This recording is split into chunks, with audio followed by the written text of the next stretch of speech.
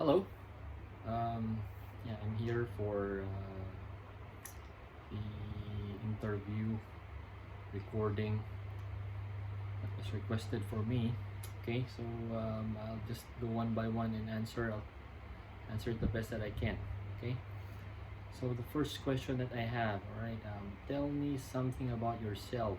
All right. So my name is JC Tupas. Um, I've been an engineer for the past 17 years. I graduated 2003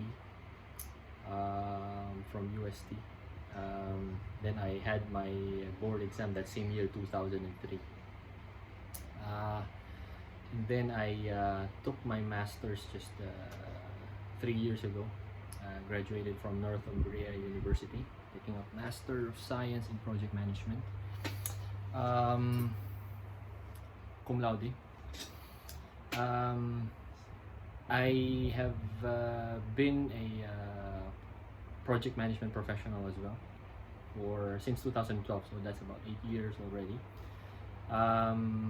So aside from being an ECE in the Philippines, I also am a chartered engineer in UK. Yeah, so I also am a professional engineer in UK. Yeah, so I've currently I'm working as a senior manager for SMRT here in Singapore. SMRT is actually the largest train company, transportation company in Singapore. So I'm handling the operation and maintenance of trains, communication systems, automation, ISCS, we call that ISCS, and the signaling. Signaling is the most complicated part of railway network. Yeah, so that is something about myself. Well, anything else? Well, apart from that, of course, I am a passionate engineer, electronics engineer. I've started off quite early, having interest in electronics. By the way, I'm not in the office right now. This is my room. Right. So okay. Next question: what is electronics, and why should one opt for electronics engineering? Where, if you try to Google or get a dictionary to get the definition of electronics, well, of course, it is the branch of physics which deals with the study of the flow of electrons through specialized media like semiconductors, vacuum, plasma. Which is quite different from electrical engineering, because electrical engineering deals with wires and magnetic circuits. Yeah. Why should one opt for electronic engineering? Well, of course, why not? Electronics is actually the future. We, aside from us being so dependent in technology, of course, electronics solves many of the most difficult problems that humans face. Yeah. So because electronics engineering entails many other sub branches like software engineering, artificial intelligence, machine learning, so as we develop skills in these areas, so we improve the future, not only for our generation, but also for the succeeding generations, for our children. Yeah. Making it more sustainable. Of course, the guiding principle for an engineer is ethics. We must not always forget ethics. Okay, so electronics is also a very interesting subject. It's full of challenges, and there are many possibilities in electronic engineering. Actually, that is one of the fascinations why I took up this career, why I've been interested in this field since I was young. It's because of the the myriad of possibilities that the subject entails, yeah, the subject brings about. Okay, so why did you choose electronic engineering? Well, yeah, um, when I was young, I've already been fascinated with electronics, particularly on the fact that, you know, when I was young, I had this curiosity with uh, with many things. Uh, of course, I started having this fascination with mechanical stuff, motors, you know. But what fascinates me more with electronic is its ability to do certain things without being so much evident. You know, when you have an electronic circuit, it's very difficult looking at it to comprehend what it actually does. Yeah? Making it the most one of the, I would say, the most difficult subject of engineering, because you cannot see it. Something wrong with an electronic circuit. Looking at it, you will not see immediately what the problem is. So for me, it was some sort of magic when I was young. Is electronics engineering hard? I would agree. I would agree, but of course, if you have that passion, in this subject, the difficulty is, you know, it's like climbing up a mountain. You know, you have that drive to actually go to the summit and, you know, jump in triumph. There are many challenges, but with the right attitude, with the right kind of support, nothing is really difficult. Okay, next question that I have: what classes did you excel in while getting your electronic engineering degree? Well, the most I would say the most you know, the most successful module, or the most successful subject that I have been in, were in the electronics laboratory applications. Yeah. So when I'm trying to build things from in the laboratory for experiments, you know, this is where my drive is, because I like doing things with my hands. You know, there's a great deal of satisfaction as an engineer when you have this kind of, when you're trying to imagine certain things, putting it up in a plan or a diagram, doing some calculations, and then when you put it together, it works. Yeah. Of course, sometimes you get frustrated. This is where the difficult part is, but the right the right approach is to actually not to give up, always, you know. So this is one of the key traits of an engineer, you know, the perseverance to succeed. Okay, so what is the scope and application areas of electronics engineering? What is the role of an electronics engineer? Well, yeah, so before there are many areas actually, because many people think, you know, when it comes to electronics, especially in the Philippines, when, you know, especially for some parents, when you take up electronics engineering, the first thing that they will tell you, can you fix my fan, or can you fix my TV? But electronics engineering is actually not fixing stuff, you know. The main area of my career was actually on systems integration. If you look at the entire scope of electronics, is really wide. Of course, there is semiconductor technology. Those people involved in manufacturing. For me, it's I've worked with communication systems, telecommunication systems, and security systems, security networks. That's networking. Satellite communications. I have designed VSAT systems for ships and offshore oil rigs.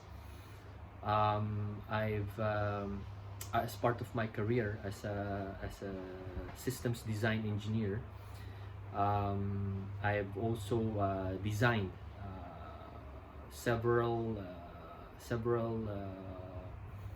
navigation systems for ships used in drilling. I had some projects in Korea before, and also it was interesting because we were dealing with radars and stuff. This is really kind of, so as you can see, so I've moved from from manufacturing to systems integration to navigation. Of course, we cannot leave behind software development. That is also in the in the premise of electronics engineering. Computer applications. We have right now are big data, system analytics. We have machine learning, neural networks. These are the advances, in medicine, biomedical engineering. We have many applications. I've done a patent before, dealing with the spine, with the spine monitoring device and stuff like that. So it's really broad. So if you try to take out the electronics engineer in a modern context right now, it's very difficult to imagine. It's like coming back to the Stone Age, because where we are now, it's very difficult to come back. Okay, so the role of the electronics engineer in the world right now is very important because we put people together. Just imagine right now because right now we're in the time of a pandemic. If we don't have communications engineers, if we don't have electronics engineers, then we're stuck. There's no way. So just imagine a world without communication, without handphones, without smartphones, without the internet. So this is the kind of world without the electronics engineer. Okay, why are electronics engineers in demand? Well, of course we are in demand because engineers, we are as engineers. You can ask your professors. We have been trained to solve problems. The pursuit of engineering is actually to solve problems. This is what differentiates it from the scientist. The pursuit of the scientist is actually not to solve problems. Basically, the scientist pursues the acquisition of knowledge, right? But for the engineer, we are trained to solve problems. That instinct, so you'll be piled up with problems. Your teachers will give you problems. Your instinct is to solve. That's it. So as we evolve in this world, whenever we create a solution, there's always an entailing problem. So as engineers, we are here to solve it. We develop a technology, but how to maintain it? When we create a solution for computer networks, all right, but there are security problems, right? So how do we solve those security problems, cybersecurity issues? So we are so dependent in technology right now. You just imagine banking and finance. Banking and finance right now, if you go and try to search for careers in banks and financial institutions, about 70%, 80% are related to software, cloud computing, so that actually changed a lot. So are we in demand? Yes, we are in demand because we are here already, and the technology just keeps on becoming more and more complex. Problems are becoming more and more complex. That's why we need people who are like us, who develop solutions, come up with innovative ideas, and so on. That's it. Okay, so electronic engineering is electronic engineering a good career? Well, I would say yeah.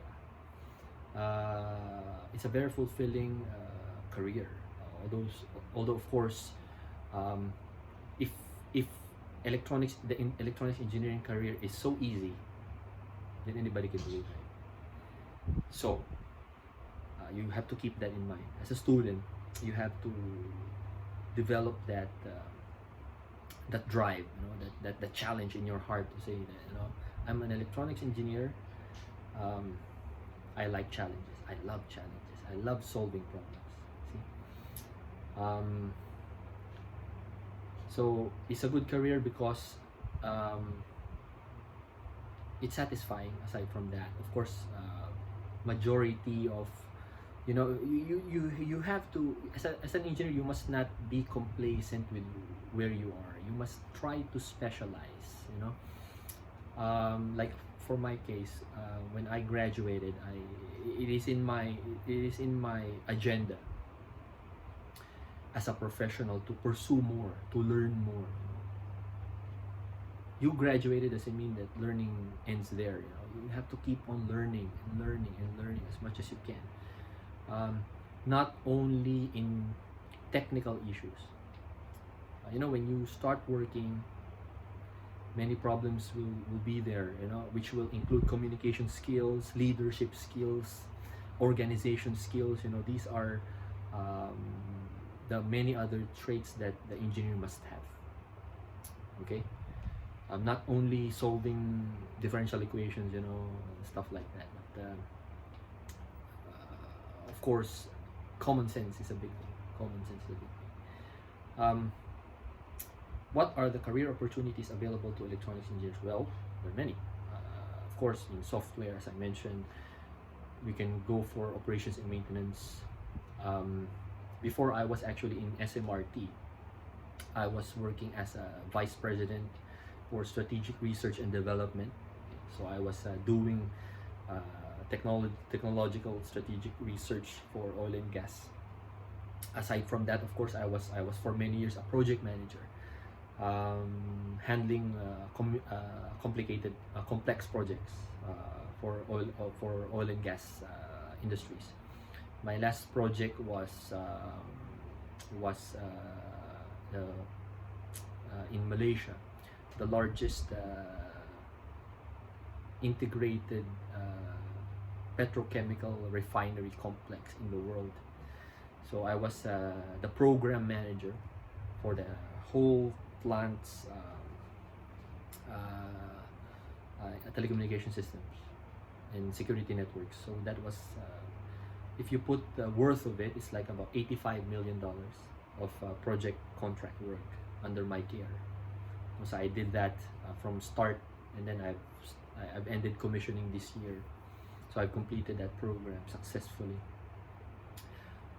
So as you can see from there, you had opportunities for operations and maintenance, you have software development, communications engineering, you have project management, you have instrumentation and controls, automation, robotics, manufacturing, reliability engineering. Reliability engineering is important, especially in supply chain and analysis of if you will be learning Six Sigma in your career, you will understand the importance of statistics. So reliability engineering is also a key career opportunity for an electronics engineer.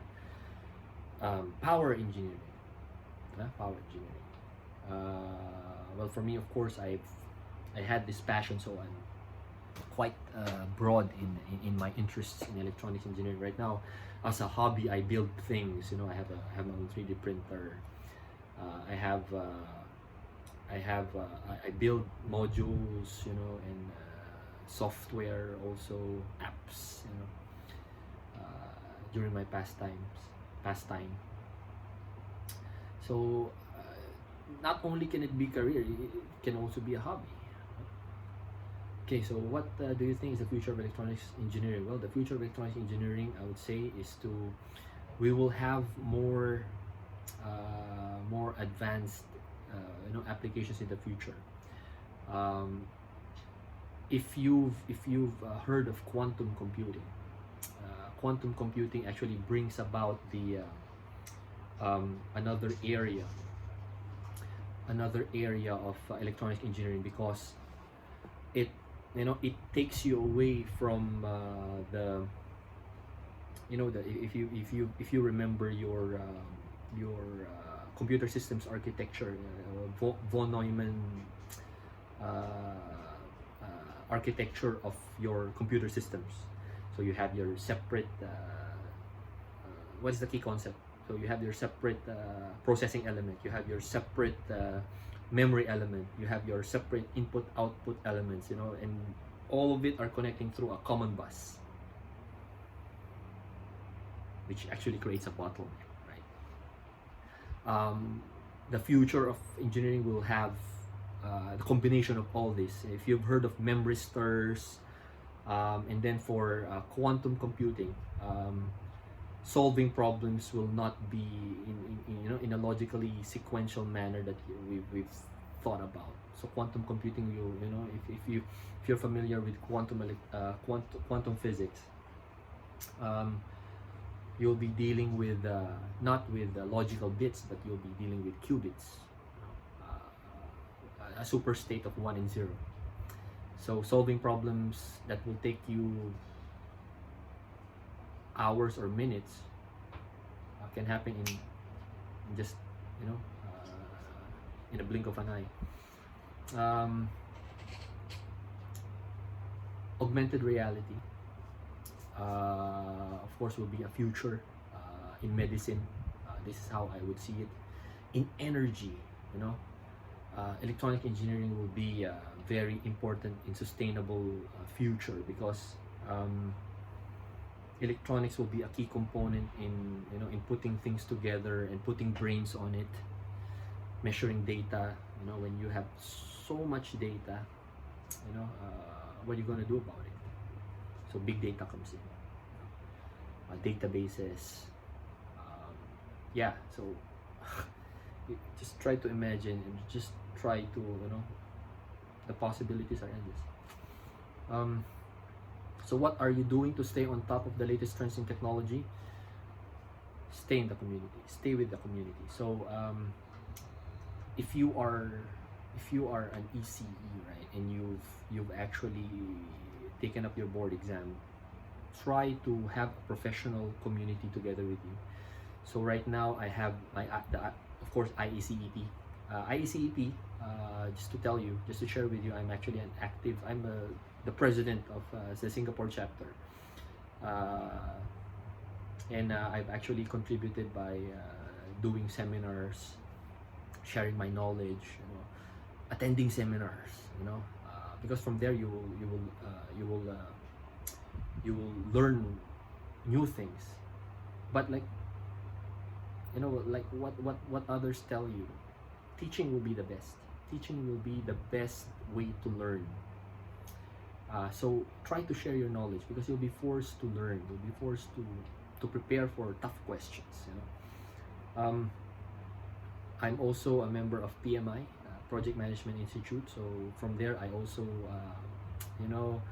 get in touch with other professionals in the network. What are the advances in project management methodologies?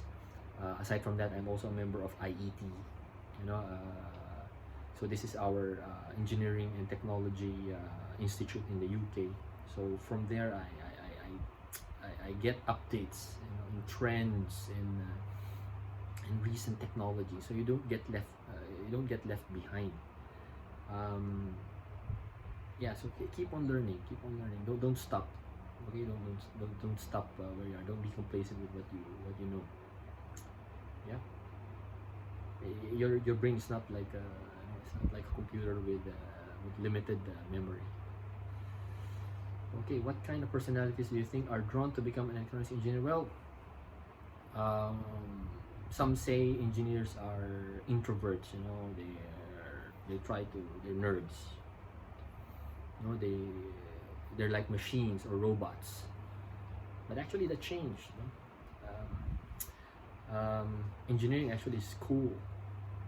Um, so the personalities are actually a mix right now, especially with the since the dawn of a more I would say reliable and faster internet exchange of knowledge. So there are many ladies in women in engineering right now. So it's a mix of personalities. There's no specific personality that is actually fit for engineering. As long as you have that drive in you, as long as you have that passion in you to face technical issues, technical problems, technical I want to solve that. I want to improve this thing. But what I can share with you are perhaps not those the personality that an engineer must not have. Of course, I've not heard of an engineer who succeeded by being lazy.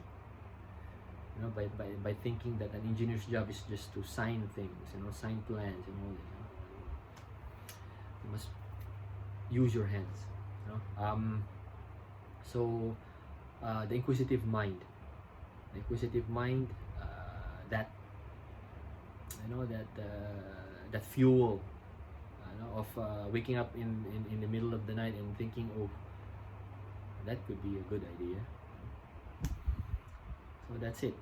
Many of my just to share some of my encounters.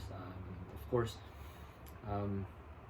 I've also because since I'm a manager, I was a vice president, so I've actually met many kinds of people from many different levels. So as an engineer, an engineer is a leader, and as a leader, you must not think that a single strategy or a method will apply. No. As a leader, as an engineer who is a leader, you must have many hats. There are specific types of approaches to specific problems. If you have if you have a nail, you want to drive onto wood, of course you have to use a hammer. But if you have a screw problem, you cannot use that hammer. You have to use a different tool. So in engineering, it's also like that. So I've had this this learning as I progress in my career, that as an engineer, pushing technical jargon with people will not work. You must have that kind of communication skill with you. If you could actually explain some complex thing to a layman or a child, a 10-year-old, then that only means you understand it. Yeah. Okay, so what should an electronics engineer know? Well, okay, just to share with you, an electronics engineer must not only know electronics. Sorry to disappoint you, because, for example, during the early days of my career, I was actually designing instrumentation systems, and the system that I am designing is an air conditioning system, a chiller plant for a huge building, a mall in the Philippines.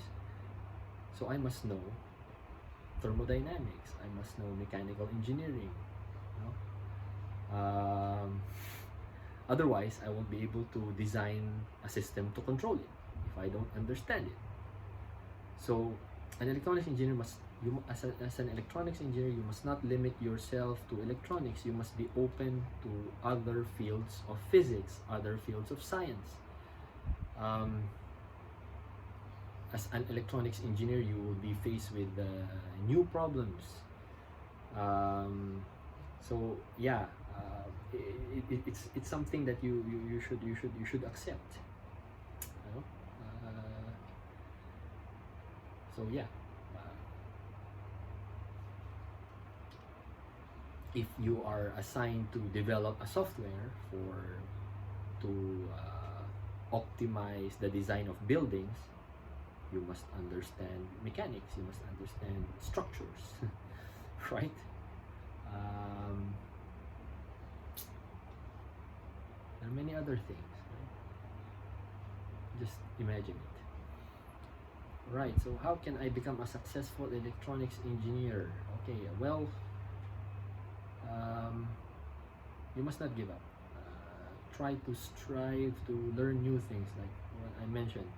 Try to step out of the box and the stereotype of electronics engineers. You know Tony Stark, right?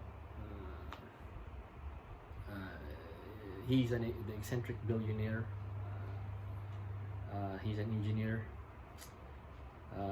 but he is not the typical nerdy kind of engineer. But he's cool. He's kind of cool. So do not let other people or other the people dictate you of how you should act.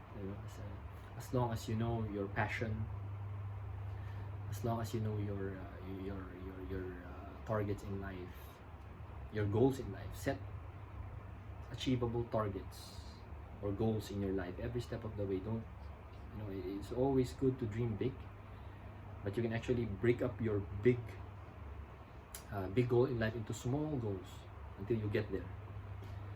Okay, so what should I do after electronics engineering? Well, you have the world with you. After electronics engineering, you can always, of course, go for higher degree studies, like myself. You could go for teaching. You could go into management. Yeah, many, in fact, many financial companies hire those with engineering degrees. You'll be surprised. They would prefer those with engineering degrees. So, to become a successful electronics engineer, you must,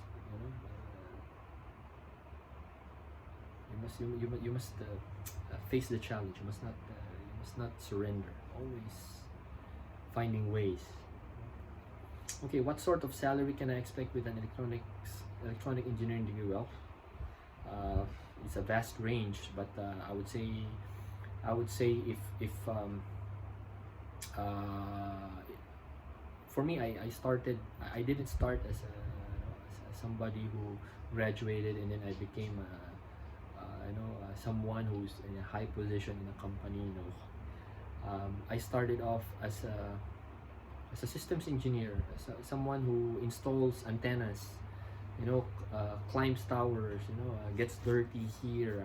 I lay cable. So eventually, as you build up your passion, you will be able to identify on a scaling level, and then you actually get up to that point wherein you realize you are actually earning adequately, in a professional in the professional level that you are in. Globally, talking about the salary of the electronics engineer, I would say it's on an above average, generally speaking. Of course, if you could actually get lucky or get more exposure, you can actually have a better opportunity. But it is really a fulfilling and satisfying career, But let not the starting salary, dissuade you. Let that be your stepping stone, for your next career or next move in life. Okay, lastly, what else should an electronic engineering student should know? So as an electronics engineering student, enjoy it. Enjoy the late nights.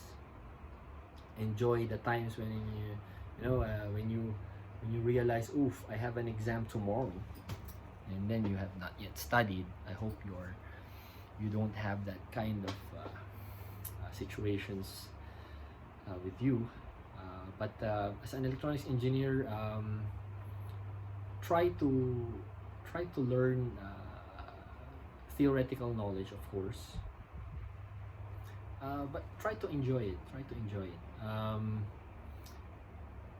Another thing that you should understand is the learning does not only happen in school. Okay, many things are actually learned outside school. So your OJT is important. Try to have that. Even if you're a student, there are many professional organizations are open to student membership. Join, be exposed, so from there you will understand networks of people. You'll see what how businesses are doing. Another important thing that you should learn as an electronics engineering student is that there's more to it than technical problems.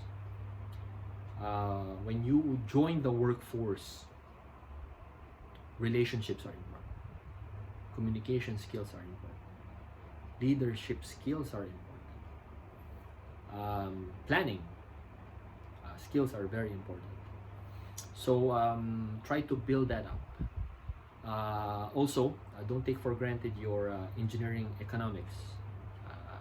Money is very, very, very important.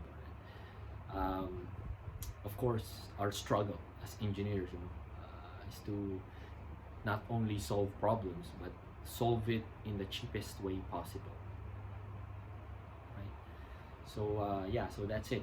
This is the end of my recording. So I hope you learn many things, and I hope I wish you all the best in your future and in your career as an electronics engineer. Yeah, good luck everyone.